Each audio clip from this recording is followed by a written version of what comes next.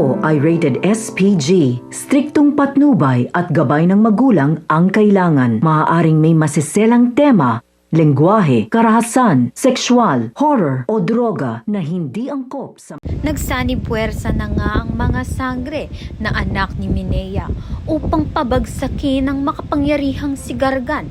Pinamumunuan nga ito ni Amihan kasama sina Danaya at Pirena. Buong tapang nilang ginamit ang kanilang kapangyarihan laban kay Gargan. Ngunit kahit nag-iisa, matindi ang lakas ni Gargan at hindi siya madaling mapapagsak.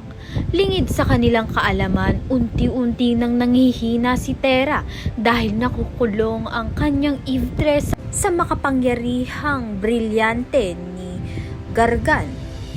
Ayon kay Mitena, sa gitna ng nag-aalab na laban, napagtanto ng mga sangre na hindi lamang ito ang laban para sa kapangyarihan, kundi laban para sa kaligtasan ni Tera at kinabukasan ng Encantadia. Kaya naman nga't maaaring makatulong itong si Mitena upang makalaya nga ang Eve-3 ni Tera sa brilyanteng masama nito ni Gargan. Kaya naman nga't yan at iba pa ang dapat nating pakaabangan. Maraming salamat sa iyong panonood.